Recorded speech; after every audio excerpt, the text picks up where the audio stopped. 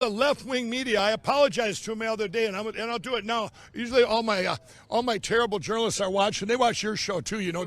They're trying to get snippets. Here's to all you journalists out there from all you horrible media outlets, the Daily Beast, the Insider, Newsweek, Political, New York Times, CNN, Washington Post. I hope I didn't miss any. Huffington Post. All you guys, you have attacked me for a year, but I used you to get the word out. I want to thank each and every one of you for helping save our country because we were able to get the word out as your attacks kept coming every day. I will accept your apology. I told you I'm going to have a big party for them. I'm going to have a big party for them. I'd like to send them a pillow, actually. Put your promo code in. Give me your address. I'll send you a pillow. I'll buy it myself.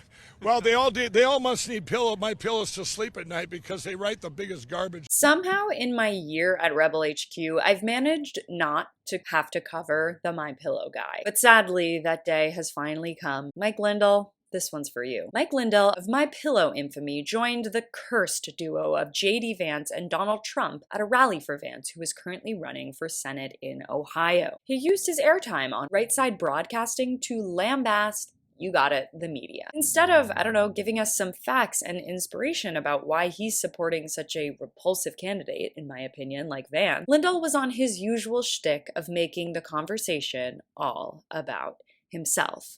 Yesterday was a historical day in the history of America.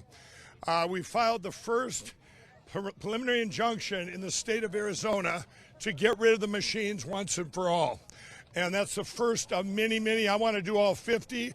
And even as various clips emerge, instead of focusing on Vance in the 2022 midterms, Mr. My Pillow is still harping on the 2020 election results, claiming consistently that the media is covering up the biggest story in American politics right now. And by that, he means an almost 2-year-old story that has been covered and debunked by the media ad nauseum. But this is Lindell's big thing these days, announcing that he and his cohort of election truthers have filed the first preliminary injunction in the state of Arizona to get rid of certain voting machines once and for all, he says. That's the first of many. Even in his speech at the rally, he continues to harp on this election idea. Is this because you really care, Mike, or because you know your side can never win if the rules aren't fixed in your favor? Now, I'm not going to give all the details. There's a lot of surprises. It's going to shock the country, as a matter of fact, how we're doing these and how they're going down. So all you journalists out there that are watching, you know who I'm talking about.